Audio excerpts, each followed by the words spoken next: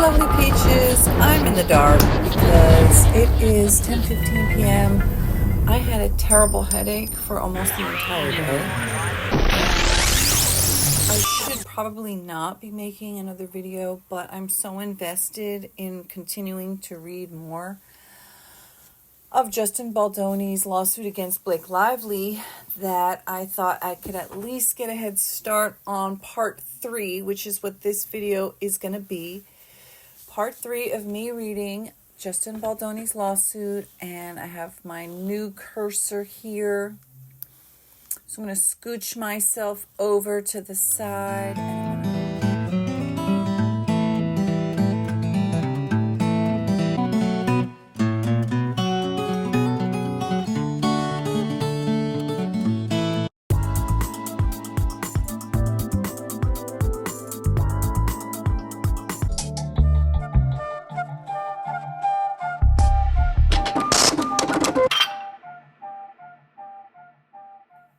The lawsuit, where I left off on this 179-page lawsuit. Last video was right here, where at the bottom of page 15, Colleen Hoover, the author of It Ends With Us, had suggested on April 12, 2019 to Justin, have you given any thought to whether you would want an acting role in this? Say maybe Ryle. I could see it. Too damn bad she didn't pick him to be Atlas, but all right, so here we are at the top of page 16. Top of it. That's something that Grand Intuitive 666 says at the beginning of all of her videos. Top of it. And I love that. All right, so I'm going to read this. Okay, number 24. Soon after, Wayfarer partnered with Sony to co-finance and distribute the film. Their agreement included, at Wayfarer and Baldoni's insistence, that the provision was a deal breaker, a requirement that 1% of the film's proceeds be donated in support of survivors of domestic abuse. That 1% was ultimately earmarked for the organization, quote, No More, with which Baldoni had sought to partner with as early as September 2022. Footnote 4. Stunningly, later in the process, Lively refused the opportunity to meet with No More, despite playing the lead role in a movie centered on themes of survival and resilience in the face of domestic abuse. 25. As they began making the film, Baldoni and Wayfarer felt an immense responsibility to do justice not only to the story of protagonist Lily Bloom, but to the stories of survivors around the world. Plaintiff Heath, CEO of Wayfarer, expressed to Forbes on June 28, 2024, his high hopes for the film. Footnote 5. Footnote 5. Jeff Conway, quote, meet the Wayfarer Studios team bringing It Ends With Us to theaters, end quote. Forbes, August 8th, 2024. Oh, and that's the link. Okay. Quote, I hope that people leave the theater feeling inspired, that for those who have been hurt, that they feel seen, and the story was told in a way that honored them. I feel like people who may in themselves as someone, that for those who have been hurt, that they feel seen and the story was told in a way that honored them. I feel like people who may in themselves as someone that may hurt somebody may think twice about it. So I hope that people leave feeling that they got a glimpse into a world that oftentimes we turn our eyes away from. 26. In casting Blake Lively, a world-renowned actor with talent and charisma in the leading role, they entrusted her with that vision to bring Lily to life. Although Wayfarer learned that Lively had a reputation for being difficult to work with, Baldoni at the time was not dissuaded and found her to be genuine. End of page 16. Top of page 17 of 179. B. During pre-production, Baldoni and Lively began a promising and close collaboration. Oh, I just wanted to say, and the fact that she had a reputation for being difficult to work with and he was not dissuaded would end up being a problem for him. Hence this lawsuit. Let's see if I can. All right. I don't know. Am I too dark? My eyes are in shadow. But honestly, I am not about to give myself a fucking headache blasting this shit in my face. No thanks. If it bothers you that my lighting is low, what you even fucking here for? No, I'm just kidding. Okay. So yeah, too bad he wasn't dissuaded. He should have been.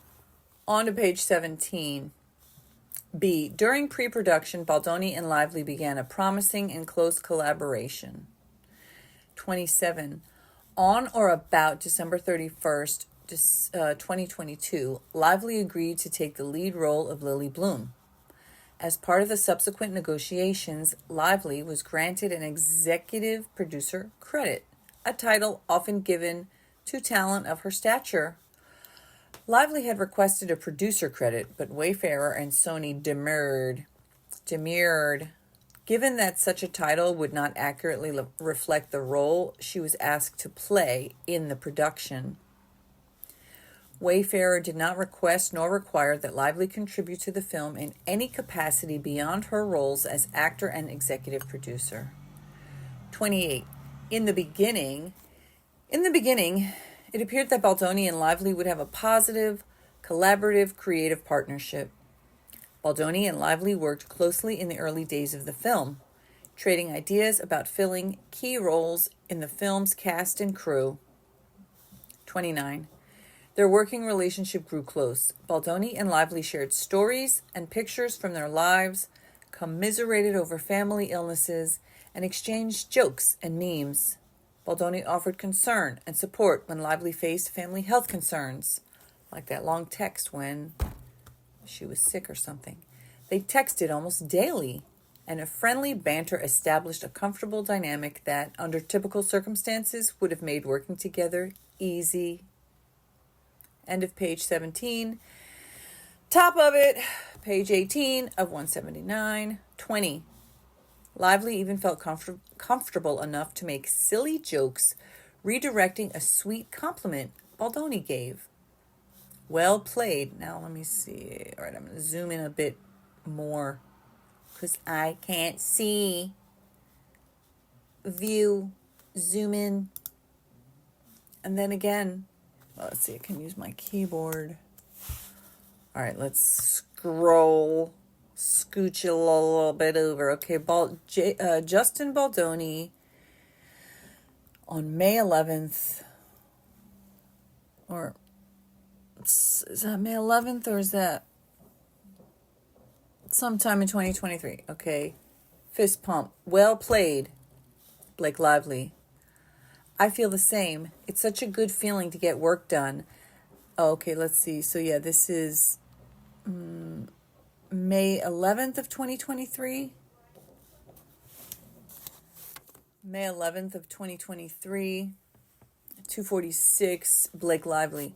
I feel the same. It's such a good feeling to get work done that we're proud of and to do it together. It just clicks when we find it. And that's just as rewarding as filming it or editing it or marketing it or releasing it. This is all storytelling. This is why we do it. Or in other words, just as rewarding as taking over.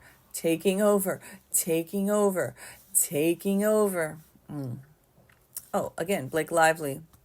Same day, same moment. Thank you for your collaboration. I'm really proud of what we're doing. Justin Baldoni, loved.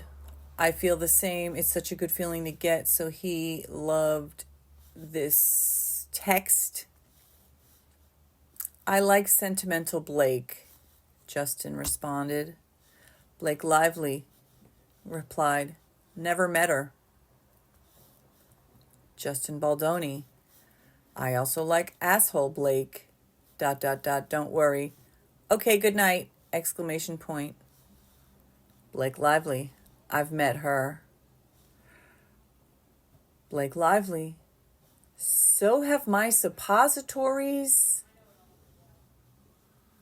What, girl? Now we're thinking about you sticking something up your asshole. Okay, so last video we were talking about that nasty joke where she said that her husband was getting mashed potatoes eaten out of his butthole, which was not correct.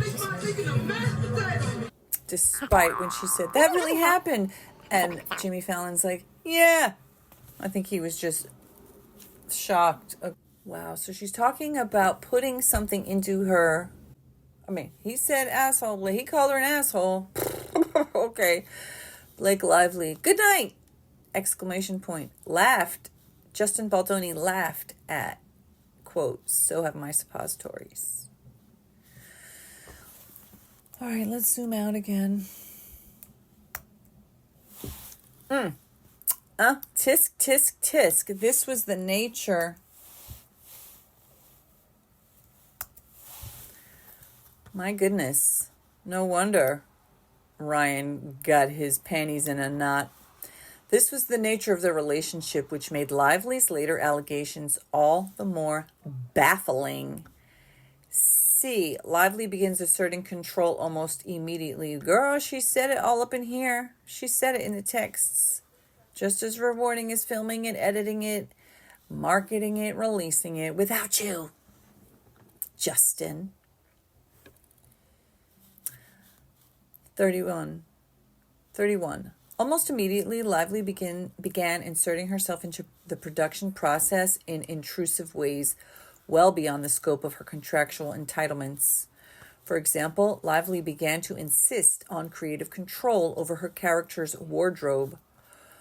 While lead actors are sometimes granted approval over their character's general look, they generally do not receive full control over, end of page 18, top of it, page 19 of 179, wardrobe decisions without input from the director or producers. They generally do not receive full control over wardrobe decisions without input from the director or producers. What may seem like an innocuous request can, in fact, have monumental impact on a film production. 32. Ignoring the director's vision for her character and disposing of the weeks of effort and creativity spent by the wardrobe team on shopping and carefully crafting her wardrobe,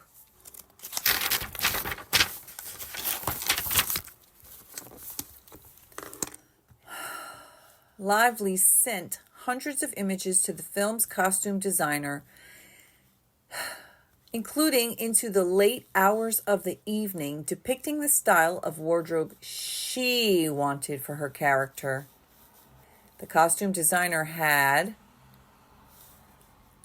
to reshop Lively's wardrobe, far exceeding the allocated budget and diverting time and resources, while also preparing wardrobes for the rest of the cast. At one point, Lively insisted that her character, quote, had money and could afford $5,000 shoes, despite being a fledgling small business owner. This forced Baldoni to rethink the entire script that had been in the works for well over a year and was approved by both Sony and Wayfarer. Baldoni. A script that Wayfarer had commissioned multiple drafts of and incorporated countless notes, including input from the book's author, Colleen Hoover. Remember her? The wardrobe budget ballooned.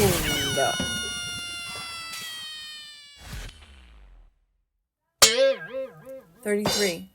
Lively often refused to participate in wardrobe fittings at the production office, which was a mere 15 minutes from Lively's home. Instead, this fucking bitch-ass diva, my edit, instead she insisted that the costume department pack up wardrobe and deliver it to her personal residence. Loading the wardrobe department on trucks and delivering the contents to Lively's home in the middle of congested Manhattan for the fittings cost time and money, always in short supply for any major film.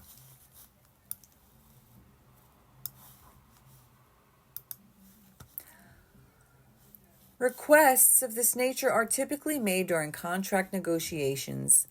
Since Lively made no such requests at the time, this added expense was not included in the budget.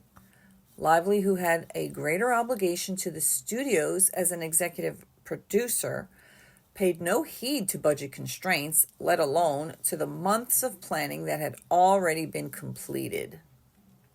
End of page 19, top of page 20 of 179. 34.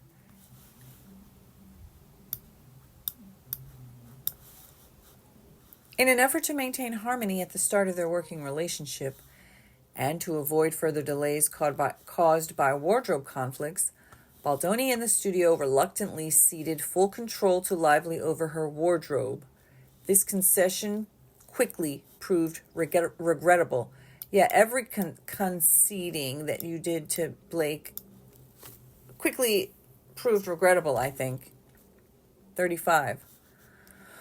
On the first day of principal photography, paparazzi captured and published photos of Lively in character wearing her hand-picked wardrobe. These images were widely reported as unflattering, 6, and sparked a backlash from Sony. Baldoni received direct criticism from Sony, who voiced serious concerns about the impact of the photos on the film's public reception. And here's just a couple of clips to show that people were not liking her fashion choices way back in 2015 when she did Age of Adelaide. You can see that here. So it's not new, I don't think, for people to be complaining about her wardrobe choices. And then you'll see in the next clip, a video was made back in August. And it seems like this guy made his own video, his own channel. It's not a smear campaign. Hello everybody, my name is Luke Marr and this is Hotla Mode, and today on Hotla Mode we are breaking down Blake Lively's unfortunate fashion flop when it came to the It Ends With Us red carpet rollout for the movie. It was not a great press tour from like a fashion perspective with an old look about a flower shop. Neon highlighter yellow, florals underneath the red floral dress. It doesn't happen well. The tailoring of the dress I also don't think is this sort of beautiful ombre of florals that are warped, and I love it. I think it's great. And I think this is a moment where I say, okay, cool, Blake, like I see that you have a vision, I respect it, florals for the whole situation, cool. We then saw this Dauphinette look. Dauphinette is a New York-based brand, it's up and coming. Some people were annoyed by them. I enjoyed her banter with her husband Ryan Reynolds for the most part. So imagine me seeing everything that's been going on with her, from movie scandals to lots of mean girl talk, and then, as if these were not enough, her clothes within the movie and the press tour shocked me. Like, can you believe these two clothes are styled by the same person? By the same person, I mean Blake herself, of course. I don't know what happened, if she's having a bad year or somehow she lost her styling charm or not, but I know for sure that this is not it. Watch this video until the end and please tell me if you think Blake needs to hire a stylist or if she's a fashion expert and we're all in the wrong here. Seriously guys, I can't wait to hear your thoughts on her outfit. Footnote 6, let's go to it. Notably, Lively herself had voiced insecurities about the public perception of her casting as Lily Bloom.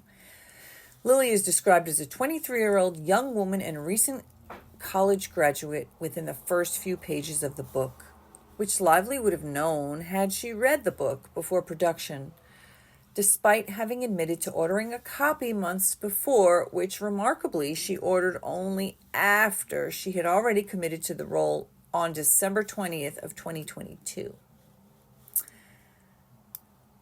Nevertheless, when Lively learned that Lily was a decade plus younger than herself in the book, Lively asked the author Colleen Hoover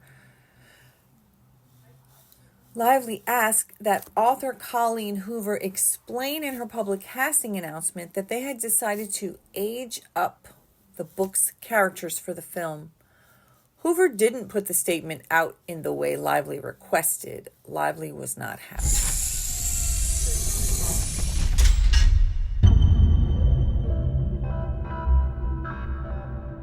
Colleen Hoover here. We have a cast, and I'm going to tell you who our Ryle and Lily are. But first,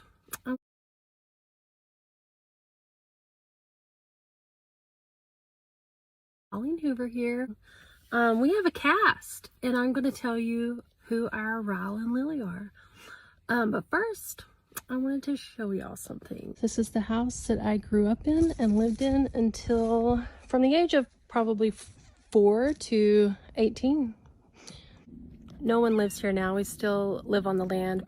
I just want everyone to know how appreciative I am to my mother, who got us out of a scary situation when I was little and brought us here to this house, which doesn't look like much, but this house was full of love and joy. So thank you, Mom, for making that very difficult decision. This house holds nothing but wonderful memories for me because of her.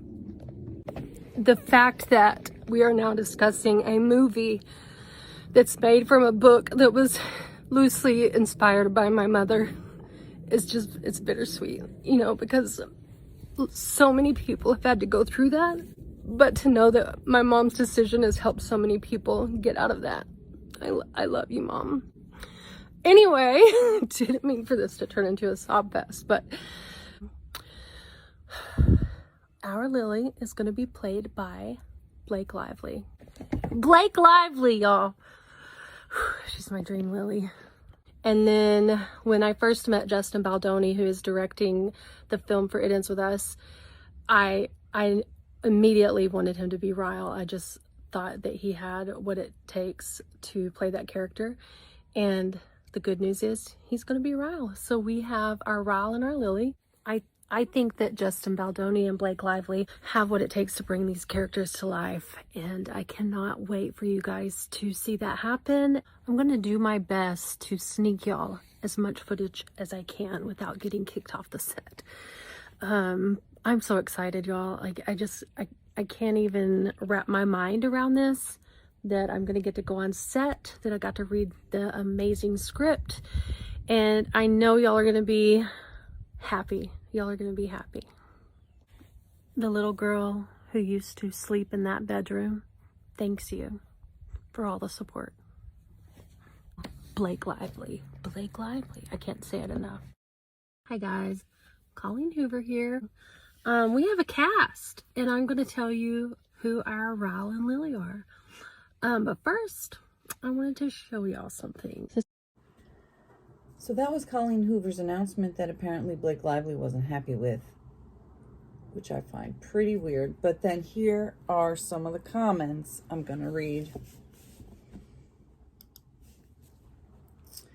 This video aged so well. The movie was perfection. I'm so happy for you and your mom. When will the movie be aired? Ryle, not Riley, as I called him every page. Can't wait to see the movie. I cried while you showed the house. Can Abby Cohen be Lily instead? Listen, they may not be who I imagined in my head, but I'm still thrilled this is happening for you and all of us. Why are they casting way older people for these roles? Was imagining Theo James, Abigail Cohen.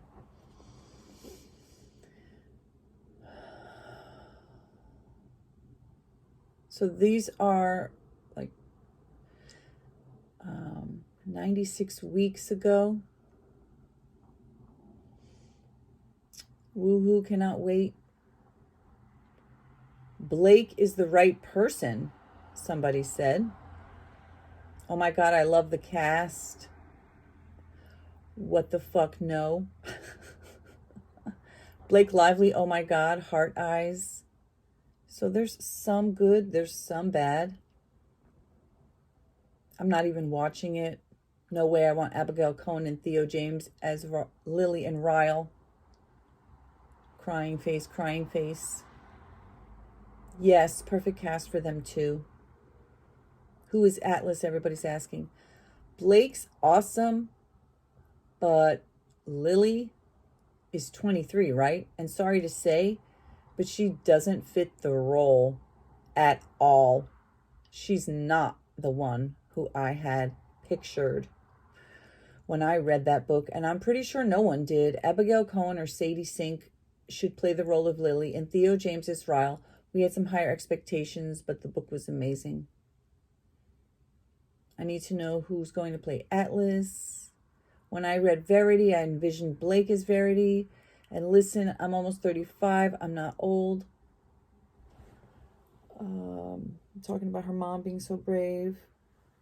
Rereading It Ends With Us. Oh, imagining Blake Lively as Bloom. I'm not happy with the choice at all.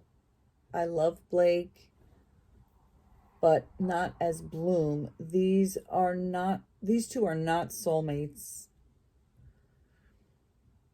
Oh my God, yes. I'm reading over my cell phone, by the way. I'm scrolling this video. So there's a lot of people asking for Atlas. Can't freaking wait. Who gets to play Atlas? Colleen. Dream Lily, Madeline. Blake is an amazing actress, and I think she can 100% pull off Lily. I'm just so excited. The book is being brought to life and made into a movie. Hope this happens with most of her books. Heart, heart. I'm pretty disappointed with the casting. This is 102 weeks ago. Like both these actors, but they are simply not Lily and Ryle. No, just no. I'm dying. Tell me how, while reading this book, Blake Lively was in my head as Lily. Theo James is Atlas. What about Atlas? That's great, but can we have age-appropriate people playing these roles? Petition for Blake to be Verity and Sadie Sink. No, we want Abby. Blake gives more Verity vibes. The announcement vid. I love Blake Lively, okay, but I just never pictured her being Lily, and most importantly, the Ryle part. Come on. This is not what we wanted, bro. Aren't they in their 40s? I was expecting an actual younger actors. Colleen, don't get me wrong. I heard a lot of people who doesn't like this cast. As a lot of people, I feel like this cast is too old for Lily and Ryle. And the guy who would like to play Atlas is either the right person to play Atlas. If you're going on Book Talk, there are many people who showed their dream cast. Okay.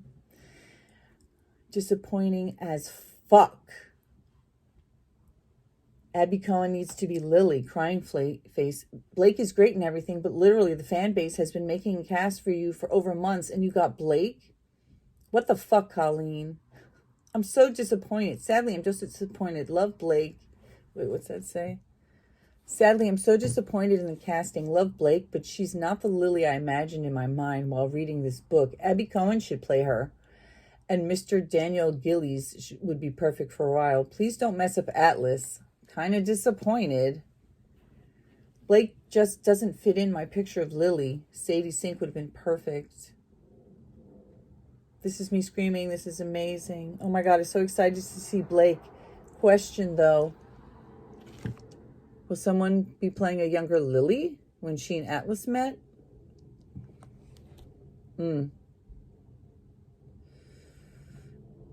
Abby Cohen for Lily. Jane the Virgin. I love Blake and her acting, but she's not the one for Lily. Ugh. And then,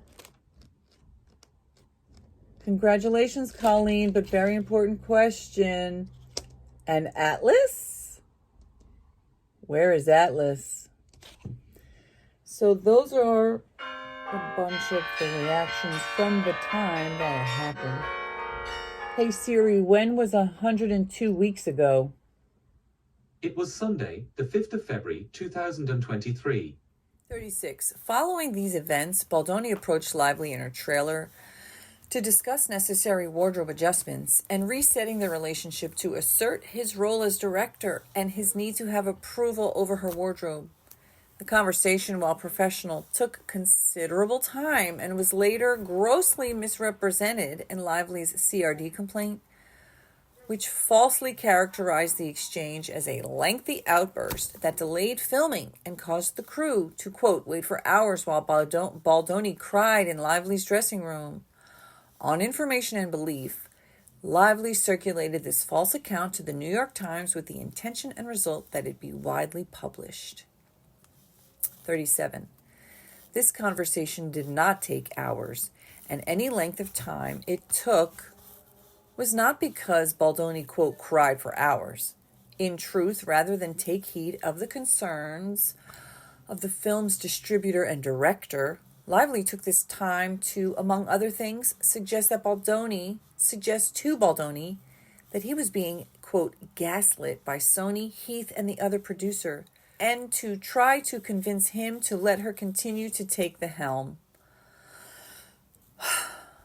Baldoni did briefly become emotional during the conversation, but only in response to what he believed was a genuine compliment from Lively, praising his work as a director and actor. Okay, so that was the bottom of page 20, end of page 20, top of page 21.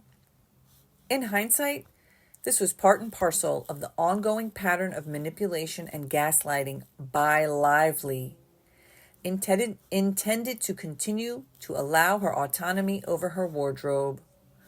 38. Lively later distorted this conversation in support of her baseless harassment allegations, alleging that Baldoni made inappropriate, quote, comments on her appearance. In reality, Baldoni, the film's director, was relaying the distributor's concerns and the widespread social media criticism regarding the wardrobe's failure to meet audience expectations, a sentiment Baldoni shared. This incident is just one of the many examples of Lively's troubling pattern of manipulation and lies. 39. As another example, early in the pre-production stage, Lively sent Baldoni a long text describing how directors never permitted her to write scenes for the movies she acted in, nor gave her writing credits, even making her hand scribble her suggestions for lines so that they could not be traced to her. Lively boasted that she had even written for her husband's movies. Then Lively asked if she could, quote, take a pass at writing the rooftop scene in It Ends With Us, in which the characters Ryle and Lily first meet. This pivotal scene, much beloved by book fans, was critical for setting the tone for the movie. So Baldoni was reluctant to allow an actor, rather than a union screenwriter, to rewrite this key scene. But Baldoni felt the need to allow Lively to rewrite the scene and agreed to take a look at what she put together. Now, I'd like it if he would explain a bit more. Why do you keep feeling the need to allow her? Why? You need to have said it. Here we are. We are at page 21. And you keep feeling the need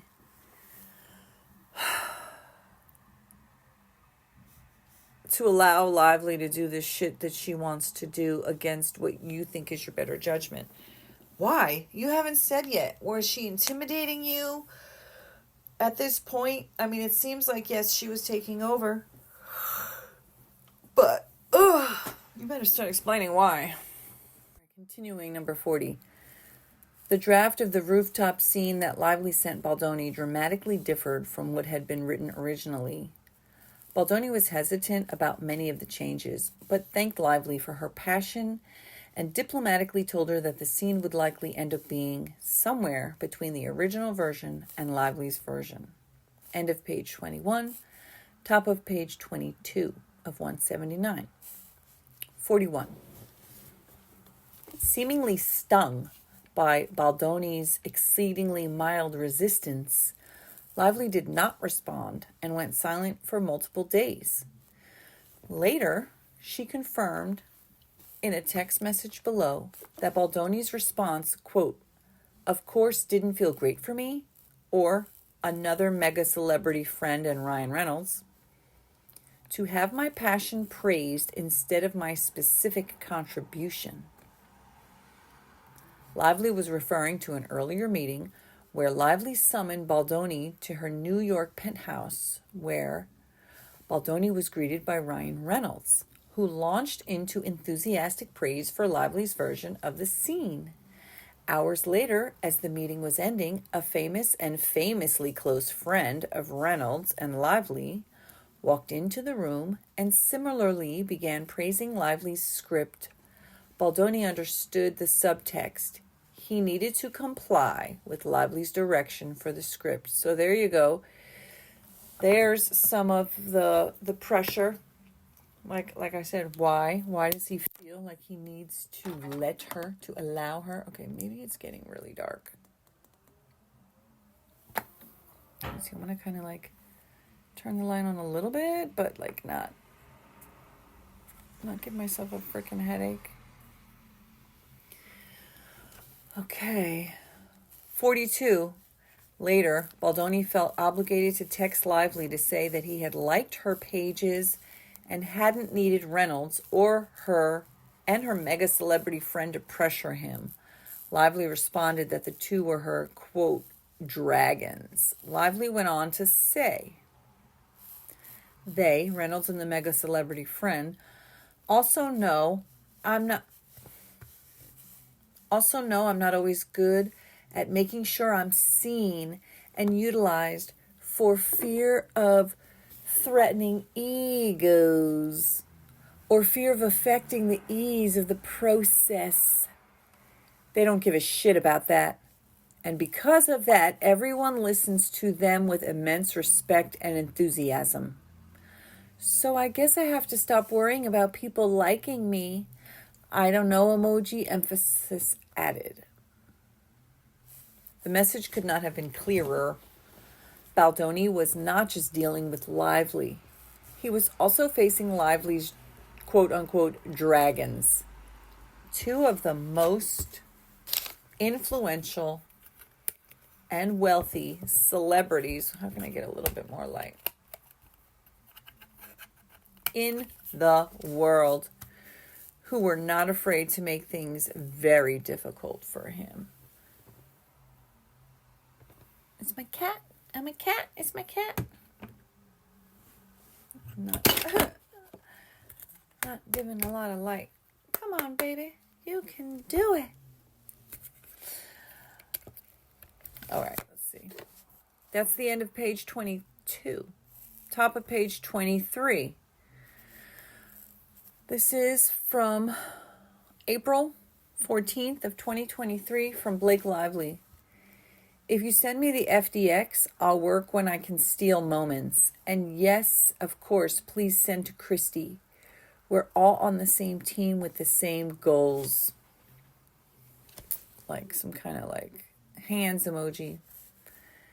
Then same day from Justin Baldoni. Great. Also was working on rooftop scene today. I really love what you did. It really does heap a lot. Makes it so much more fun and interesting, in parentheses. And I would have felt that way without Ryan and Taylor. And that's like a wink face. You really are a talent across the board. Really excited and grateful to do this together. Then she writes the next day on the 15th at 1:42, Blake Lively. That's very appreciated and means a lot. I'm deeply inspired by the film we're going to make outside of the success of this book. We have such an opportunity to not only surprise people who love the book, but reach an even bigger audience by making an undeniably dynamic and also commercial film. The moment that excited me the most the other day was when you said, "You're not funny. You are going to kill that rooftop scene. You know it, I'm sure. Even though it was said in a playful self-depreciation that we all participate in, it made me think of the process as a whole. It made you think you could swoop in, bitch. Please know, I trust that on the day you've... What? Please know, I trust that on the day you've got me. And I hope that you trust that I've got you if you want it. Ooh, I don't think he wanted it. This is the fucking cringe fest, bitch. You are stealing his movie. We're in this together, and we are two of this most determined people I know. We also have very high bars set for ourselves. Ugh. To collaborate with that type of partner is a gift that neither of us will squander because we both care too much about the result and also the experience. I have no motives except for you to win. As a director, as an actor, as a studio, as a writer. If you win, I win. If you win, our movie wins. We are aligned, and I will bring everything I have to this. Girl, you are a creep fest, bitch. Weirdo. End of page 23, page 24, top of it. Blake continues. I think that's the next day. As for Blank and Ryan and Blank, for that matter, I'm the luckiest motherfucker on the planet to have them as my, quote, dance moms level, stage moms. They are embarrassingly effusive. That's embarrassingly embarrassing. That said, they are also my most trusted partners and the people I go to first with anything creative I touch. And I'm the person they each go to first. That reciprocal creativity and support has been one of my life's greatest and most fulfilling gifts. When they loved and signed off on the pages, I felt good to send them to you. They asked what you thought specifically after. They checked in so many times. I told them that you laughed a bunch and said it's probably a blend, but you appreciate my passion so much. Which, of course, didn't feel great for me or them to have my passion be praised instead of any specific contribution. Or even just that you didn't like the pages, which was fine also. So I think they wanted you and me to see how they felt about the work because they've been by my side for far too many experiences where I've been overlooked. I spoke to you about this when we first met. They watched me handwrite scripts because the director is too afraid to send the FDX file, yet he scans and has someone hand type all 120 pages of my pencil rewrites. They watched me be hired as a writer and paid a significant fee for it, but on the condition that I never asked for credit, which I could give a shit about. Yeah, it's not giving a shit. It's more the principle of the dynamics at play. They've watched the other side of it too, where I'm told at signing on that I'm wanted as a true collaborator, but once we get to work, I really just wanted a yes man, quote, yes man audience and actor. Both Ryan and Blank have established themselves as absolute titans as writers and storytellers outside their primary gig. Just singing or acting or Blank just directing. I'm so lucky to have them as creative barometers, but also to have them as the people who prop me up and make sure I'm seen for all I can do and do, for all I can and do offer, because they know firsthand all I contribute. They also know I'm not always as good at making sure I'm seen and utilized for fear of threatening egos, for fear of affecting the ease of the process. They don't give a shit about that, and because of that, everyone listens to them with immense respect and enthusiasm, so I guess I have to stop worrying about people liking me. End of page 24. Girl, you are so fucking overbearing. Page 25 of 179.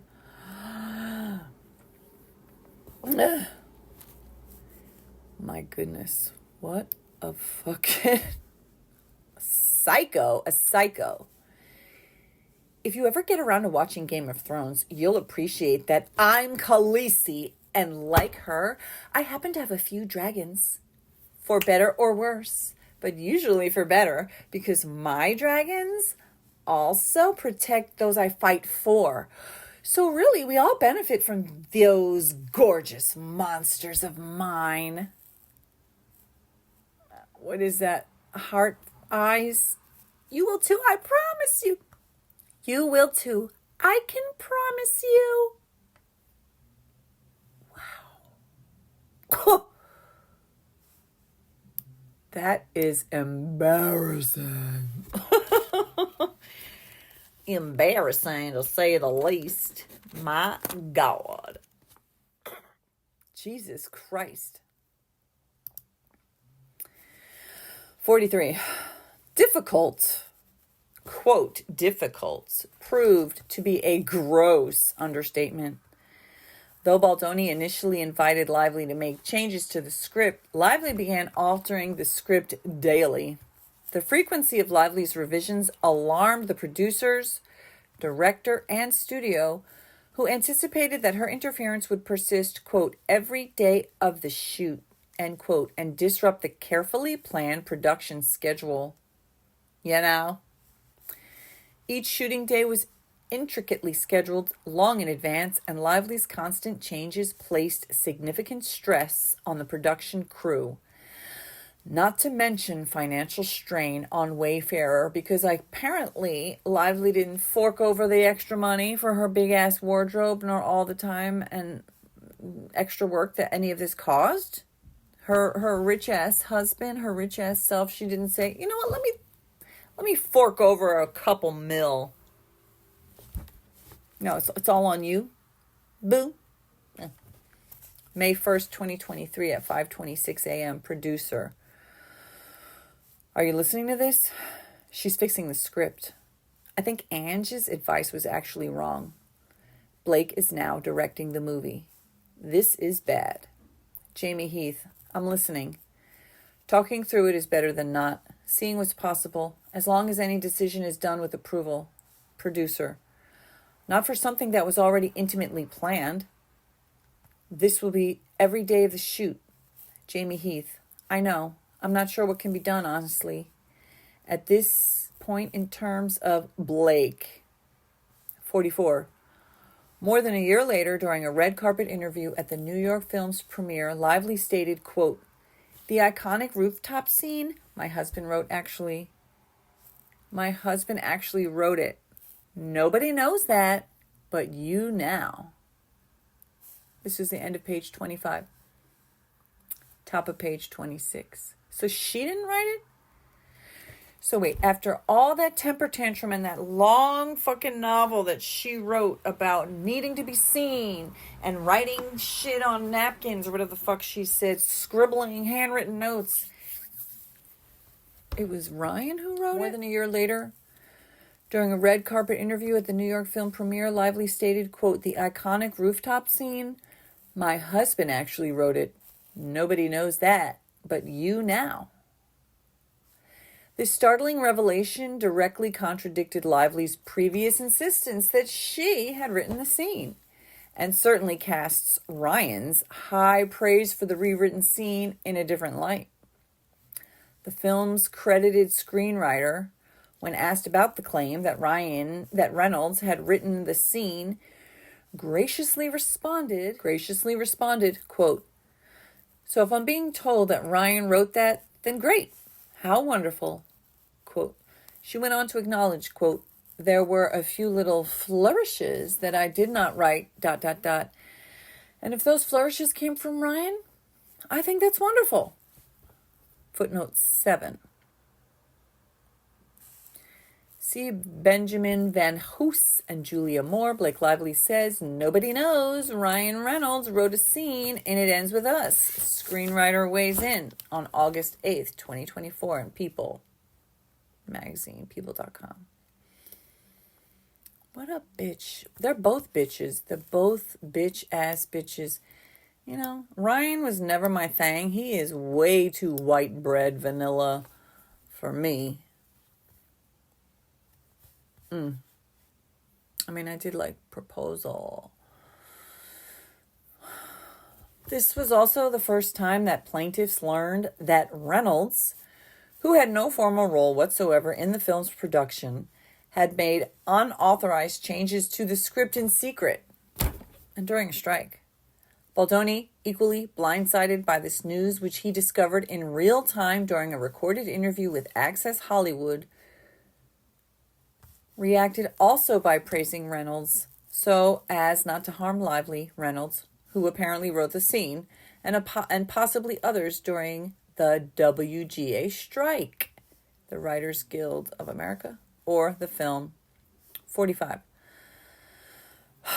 Lively's remarks about Reynolds' purported contribution to the script raised eyebrows sky high at Sony, who told Wayfarer that they, quote, certainly needed some clarity on public comments made about Ryan Reynolds potentially contributing writing services for the rooftop scene, end quote, end of page 26, top of page 27. Here is an email from blank Sony Legal Affairs, date Friday, August 9th, 2024 at 11:38 a.m. Subject, it ends with us / Ryan Reynolds writing issue, Wayfarer counsel to blank CC blank blank blank. Hi blank.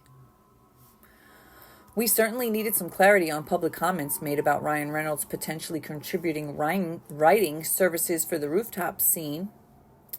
Can you provide additional information on this, as there are no contracts? His services are not in the chain, nor is his name anywhere in the credits. One of the many media reports which cite this claim made by Blake Lively, people.com, boop. Thanks for clarifying if services were rendered. Obviously, we required signed documentation immediately. From blank, Wayfarer. Oh, zoom this bitch. From Wayfarer team, Friday, August 9th, 2024 at 12:28 p.m. Subject, it ends with us / Ryan Reynolds to blank blank blank Sony Legal Affairs CC blank blank. Hello blank. Your email was shared with me by blank in order to address this issue. We are not aware of any writing services rendered by Ryan Reynolds. Regardless of what is being said publicly, this is not something we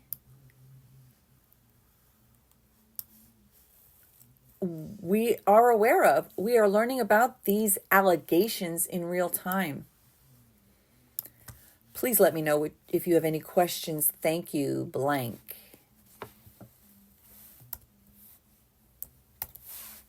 46. Still during the pre-production phase, Lively and Reynolds raised entirely false allegations of fat shaming against Baldoni, an accusation that, as evidence will show, was categorically false. 47. Baldoni had been introduced to trainer Dawn, who I just saw Sashti Fla. She made a video talking about this guy saying this guy Don was Ryan and Blake's personal trainer that Lively had recommended, and that Baldoni had said to the guy, you know, I have a back issue and I have this scene where I have to lift her, so I want to know like how much does she weigh, whatever, so I know what I'm dealing with. And then so what Sashti said was, and I think that's how you say her name, because that's how it sounds like she's saying, even though it looks like it's Kjersti. She's Norwegian. She's super cool. She's actually the journalist who had interviewed Blake and Parker Posey when Blake was a fucking bitch and was like, congrats on your baby bump.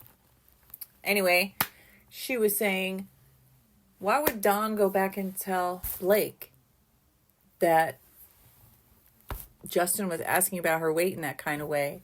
Or, you know, why wouldn't he have said, like, somebody made a comment saying, or he could have said to Justin, you know, I can't disclose her personal information like that. Like, why don't we talk about it with her? Like something. But the fact, like, he made it into a thing that shouldn't have been. 47. Baldoni had been introduced to trainer Don, who became Baldoni's personal trainer, by Lively. Don directed Baldoni's preparation for the film role, including his nutrition and exercise, making special accommodations for Baldoni's back injury. Baldoni even paid to receive Don's meal delivery service. Nutrition. Okay, so end of page 27. Start of page 28. I think I'm gonna leave it here, I guess. Soon. Okay, so this is from Don. February 21, 2023. Okay, speak to you later today. I can get you on a program this week. Sure, just got to NYC for the day. February 21. Hey, bud, tried ya. Call you in a few. Cool, standing by. And here's the program. Okay, and then here you go. Oh, my stomach's growling. Here you go. 4 things. And looks like Justin had exclamationed it. Number 1, the jumps are to be low intensity, and this is to improve performance. Go 50% intensity for the first few weeks. Number 2, let's sub the dead stop rows for chest supported rows. 3, stay out of lumbar extension. Your low back should not arch. 4, week 1 should be 70% to 80% intensity. Do not push and add the cardio like we discussed. Let's jump on a call after you review. February 16th, or is it 16th or 26th? I have 5:34 p.m. Amazing, can't wait to check it out. Thank you. February 26th at 8:00. Okay. Privately, 48. Privately, Baldoni reached out to Don as his personal trainer to ask what Lively weighed so that he could train his back muscles in preparation for a lift scene. This was important to avoid injury not only to Baldoni, who suffered from lifelong back injuries, multiple bulging discs, and chronic pain, but also to Lively if the lift could not be completed successfully and safely. Notwithstanding Lively's recent attempts to deny the existence of any such scene, it was only nixed at her insistence after having been planned and rehearsed. Okay, end of page 28. Top of page 29. Let's see, this is going, I don't know if my computer can handle much more, so this was half an hour about, and I think I did another half an hour, so okay, I'll read this page and that's it, because that's the max. 49. The next morning, Baldoni was summoned to the penthouse by Lively and greeted by Reynolds, who swore at Baldoni and accused him of fat-shaming his wife. How dare you fucking ask about my wife's weight? What's wrong with you? The confrontation from Reynolds to Lively was so aggressive that Baldoni felt he had no choice but to offer repeated and completely unwarranted apologies for what was a good faith and reasonable question to ask of his trainer. Reynolds demanded Baldoni remove the scene entirely. Lively refused to perform the lift scene in the end, even after it was rehearsed with a stunt double. In her own complaint, Lively flat out lies about the absence of the scene by claiming, quote, the scene wasn't in the film. The only reason the scene wasn't in the film, motherfucking bitch ass, was because Lively and Reynolds ensured it was taken out of the film. Accommodating Lively, Baldoni rewrote the scene with Lively, despite the fact that for creative reasons, this scene was important to him as a storyteller and director. 50. In fact, Lively had earlier expressed insecurity about her postpartum figure, and Baldoni made every attempt to genuinely reassure her. In this exchange, he stated as her director that, quote, anything you feel insecure about, we will talk through and get creative together and make you comfortable. I just don't want you to stress about your body. It's the last thing you need, quote. When he later tried to do just that, Lively responded with allegations of sexual harassment that followed by a lawsuit. 29, end of page 29. All right, let's see if I can do one more. Page 30, Blake Lively. This is February 17th of 2023 at 5:34. Kicking ass, but it's still a ton of work with not a ton of time. What's the chance that we can do body scenes at the end of the schedule? And then he responds 3 minutes later, Justin, I'm sure you are. Honestly, there's 1 billion moving parts to schedule right now. I just turned in the rewrite, and so they are hard at work. So much of it comes down to locations and the other cast availability, etc. So to be really honest, I have no clue. And then he says, 5 minutes later, I want you to know you will look amazing. Anything you're insecure about, we will talk through and get creative together and make you comfortable. I just don't want you to stress out about your body. It's the last thing you need. As soon as I have a rough schedule that's even remotely accurate, I'll share it and make sure the team keeps this in mind as well. Heart, red heart. This is also very telling because when he's saying there's 1 billion moving parts to schedule and all this stuff, location and cast availability, etc., I feel like he was also giving her a clue like, bitch, you need to stop changing shit because we've already come to this tight ass schedule. All right, that's the end of page 30. So part 4 will start at the top of page 31. And this, okay, so this is going to be her response, but I really feel like I'm pushing my computer at this point. So let's see, I read from pages 16 to 30. All right. Wow. Man. All right. Don't forget, hit like, hit share if there's anybody you know interested in this. Don't forget to join on the playlist. You can also become a member here on YouTube or on my Patreon if you'd like to support me and the work that I'm doing. And yes, so I will see you in the next one. catlovedreamingpeach.com.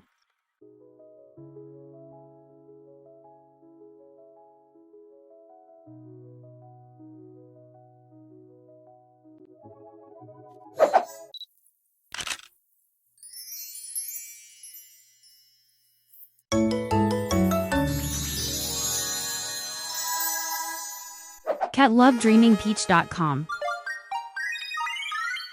Fucking crook. I don't know.